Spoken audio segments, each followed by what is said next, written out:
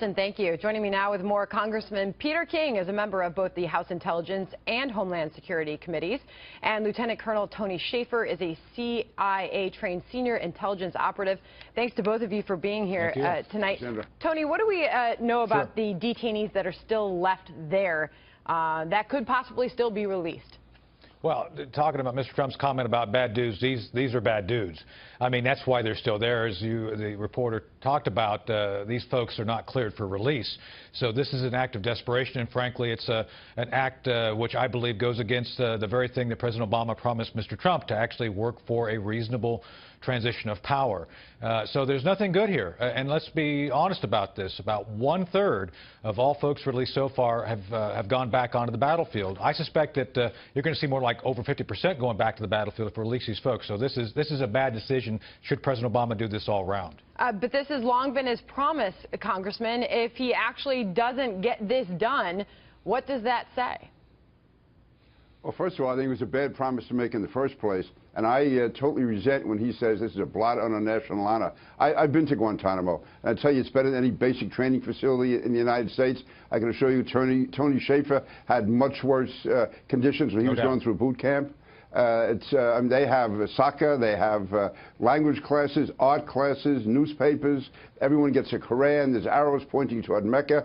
There's one medical personnel for every 3 detainees. So listen, I think it's wrong to be releasing them. As Tony was saying, a number that have been released, they go back on the battlefield. They are skilled, they are talented, unfortunately, and they're mass murderers. This is really wrong. This is a very and those who are not mass murderers are skilled and they are committed terrorists. So, Colonel, what do we know about those that have been released and their return to the battlefield?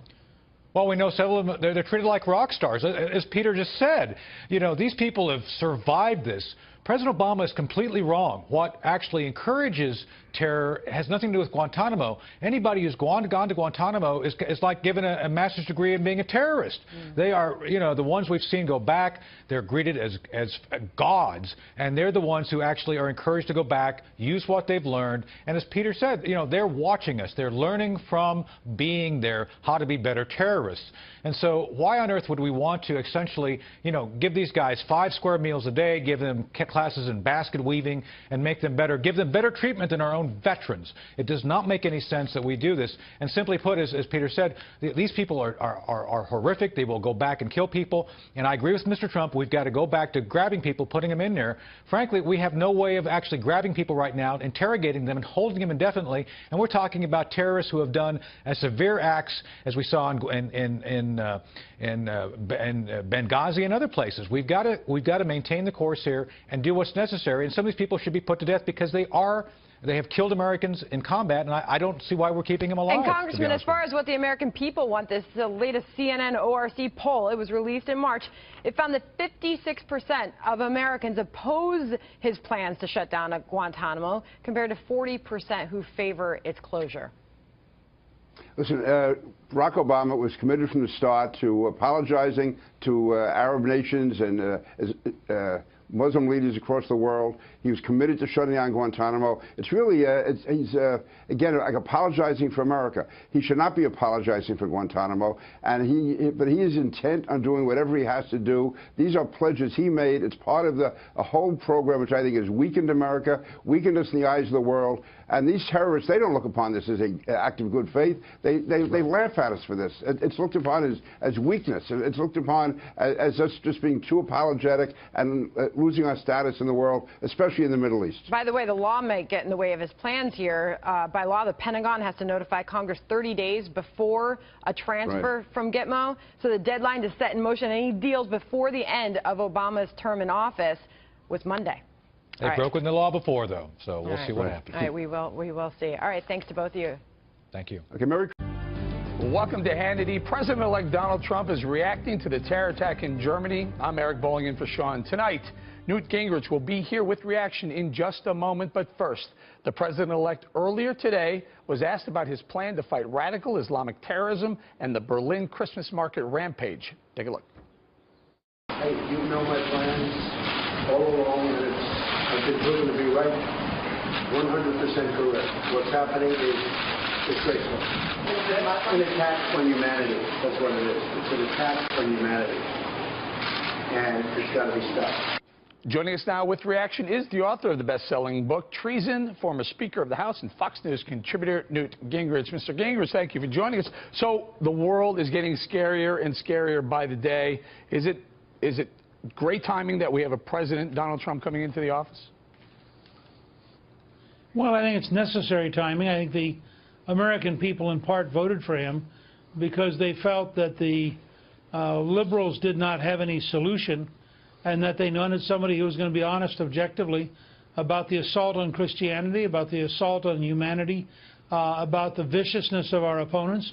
And Trump was willing to knock aside all the political correctness and describe reality in a way that the average person sees every night on television. And I might put in a very brief plug, Eric, for my book, Treason, because the policeman in Ankara who shot the Russian ambassador was a perfect example of what I've been warning about.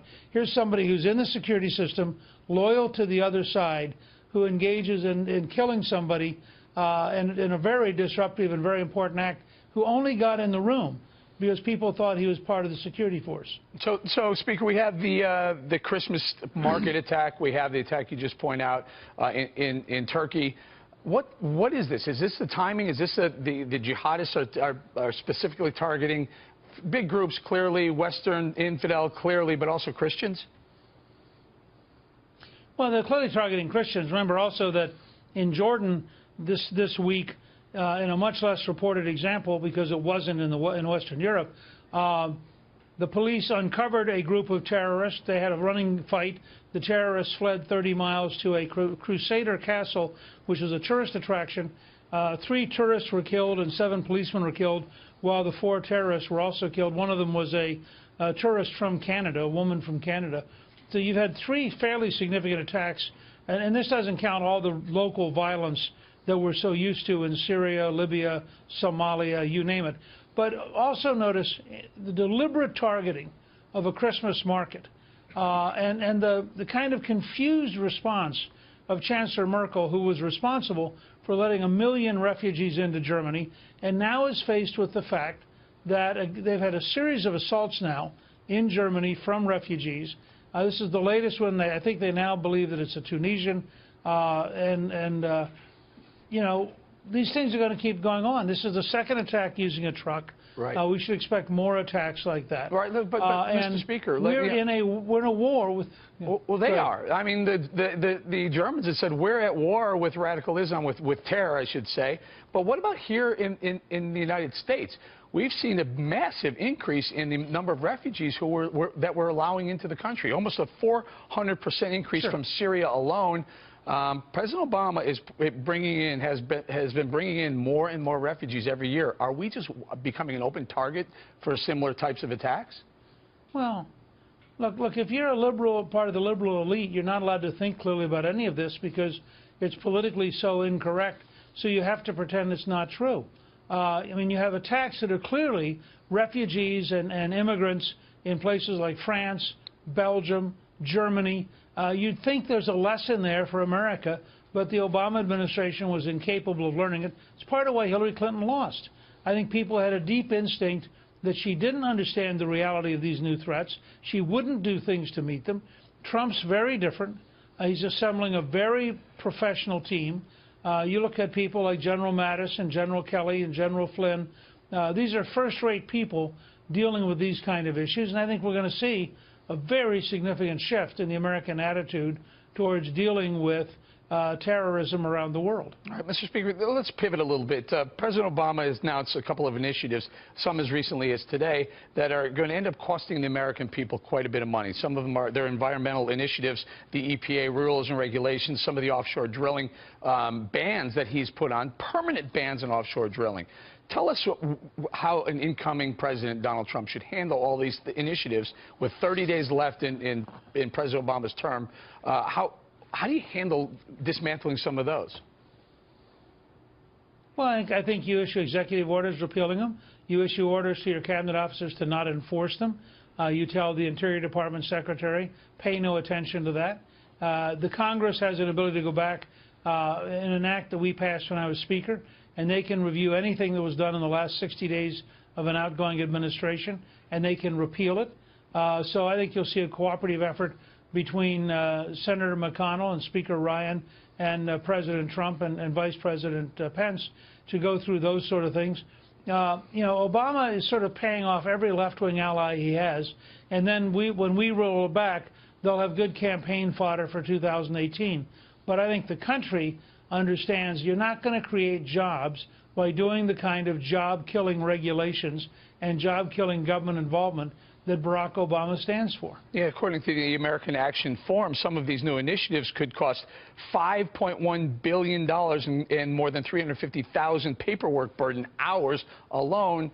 Again, this is with 30 days left before he leaves the White House. What is the plan here? What, is he trying to cement some sort of legacy, an environmental legacy? Yeah, I think he's trying to do two things at once. He's trying to say to all of his left-wing allies, look, I'm really you.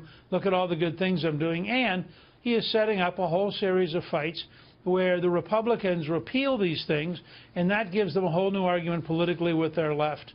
I mean, it's very clear the Democrats learned nothing from the election. And not just the defeat of Clinton, but the fact that there are now more Republican state legislators than any time in the history of the Republican Party since 1854. The fact that there are 35 Republican governors, that there are 25 states in which the legislature and the governor are Republican. The fact that we've kept the Senate, we've kept the House. None of that seems to be sinking in. And what you're getting is an increasingly strident left-wing party whose primary battle cry is anti-Trump. And that's the road to being a minority for a long time. Now, what lies ahead for President Obama? I mean, he clearly, he's young, he's going to be active, he's going to be very political. What is it? Is it some sort of, I don't know, some sort of Clinton-type group? Who knows? But Clinton's already carved out that environmental space. Can he compete with them? Well, look, I mean, who knows? I think, you know, President Obama is a talented speaker. He's got tremendous allies around the world on the left. I'm confident that people like George Soros would be thrilled to work with him and put him on a board. So it depends on how much they care about money. Obviously, we learned that Bill and Hillary Clinton cared very deeply about money and did all sorts of things for money. I don't know that that's going to be true of President Obama and of Michelle Obama. You know, they're very different people from the Clintons. So I think we'll have to wait and see. I think he's very young. He has a long career ahead of him. Michelle's very young. The two of them could be very active as a couple for, you know, another 30, 35, 40 years. And we have no idea what that would be like. No, so he can run for another office. He just can't run for president again. What about Michelle Obama? You think she runs for? Yeah, he's not. He's not going to do that. Okay. Look, if you've been president of the United States for 8 years, there's probably no office you want to run for, except maybe Secretary General of the United Nations. Okay. What about Michelle Obama? She says she doesn't want to run. She's obviously a very strong woman, and again, it's a little hard to know. When, you know, I don't think until people stop and they realize how long the time horizon is, and they start saying, "Gee, what am I going to do for 10, 15, 20, 25 years?" Then you think differently. I hope they'll take some time off. My good friend Lamar Alexander, when he left the governorship after 8 long years as governor, took his family to Australia for a year. And they wrote a book about it later. But they just spent a year seeing Australia, relaxing, getting to know each other again. I think he would tell you it was one of the best years of his life. And I think, in some ways, I hope that the President and Mrs. Obama will take some time to just relax, to recognize that whether we like them or dislike them, they had a truly historic achievement, and that they have a lot to reflect on, a lot to be grateful for. And hopefully they'll take some time with their daughters and just unwind a little bit. This has been a long 8 years. Certainly has. Certainly has. All right. Thank you, Mr. Speaker. Coming up. Welcome back to Hannity. President-elect Donald Trump is just weeks away from being sworn in as the 45th president, but many liberals are still playing the post-election blame game, and one of their favorite targets is FBI Director James Comey. Yesterday, Clinton campaign press secretary Brian Fallon went on a Twitter tirade against Comey after the FBI unsealed court filings related to its renewed probe of Hillary Clinton. Fallon tweeted in part, quote, "On day when new election data freshly suggests decisive impact of Comey letter, it is salt in the wound to see FBI rationale was this flimsy. And yes, campaign made errors, especially in Wisconsin and Michigan, but Comey must account for his actions too, given how unsupported we now see they were."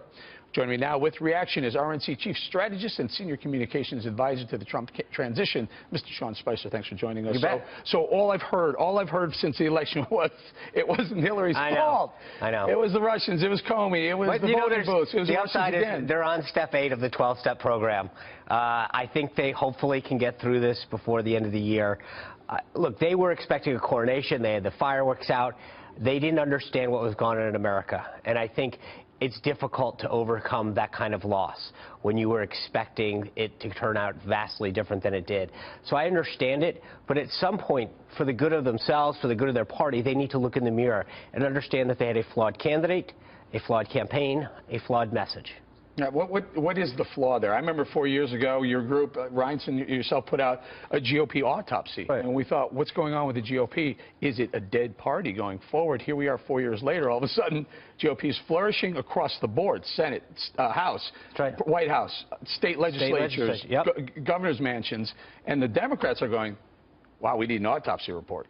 Well, there's two things. One, we at the RNC, under Chairman Previous' leadership, put the infrastructure there, the technology, the ground game, and then Donald Trump brought the message and the candidate. And when combined, you can't stop that. That's an unstoppable force. The problem with the Democrats... We heard you didn't have a ground game. Right, and apparently we did. But we kept telling people we did. I think for a lot of folks in the liberal media, they just insisted because Hillary Clinton was a lot of talk. They didn't believe what we were selling. I think we proved everyone otherwise. To your point, there's not much left to win on the Republican side. We've got control of the state legislatures, the governors, Secretary of States, all the way up to the presidency. I think we're a very, very healthy and vibrant party. Donald Trump's breathed new life into the party, which was very helpful. It motivated the base. It got people excited. But they have a problem. And 2018 looks great for the GOP. Right. I mean, we're going to continue to pick up seats. And I think it's that, not just the political part, but when you see the actions, what Donald Trump's going to do day one, the first 100 days, the first year, it's going to be the stuff that he's going to talk. He's repeal and replace Obamacare, focus on infrastructure, put American jobs first. Everything that he's going to do, buy American, hire American. There's going to be a renewed focus on the American worker, the American business, the American taxpayer that this country hasn't seen. What's this business about President Obama throwing some regulation, last minute regulation on America? Thank you very much, Donald Trump. Here's an anchor. Grab it. I know you're floating. And I think it just means it'll be 30 days now before we have to undo some of those things. But I understand, look, he's got 30 days left, President Obama, and he's going to try to do everything that he's got left on that list of his. Luckily for the American people and the American businesses, Donald Trump's going to come in and bring that much-needed help that they've been looking for a long time. How does the Trump campaign see when a president on his way out, 30 days left before he leaves, throws a permanent ban on offshore drilling and some drilling on federal, permanent, not just until he's gone? Well, but everything that's been done, there are ways to undo it. And I think President Obama is trying to do what he wants to do in the last remaining 30 days. But I think Donald Trump's not. I mean, we're going to make sure that on day one, the focus is back where it should be, on making sure that we have economic growth, on job creation, renewing a system of health care that puts the patients first. So there's going to be real change, and the end of business as usual is going to come on January 20th. Back on liberal politics, are we done with the Clintons now for a while? Well, I think so.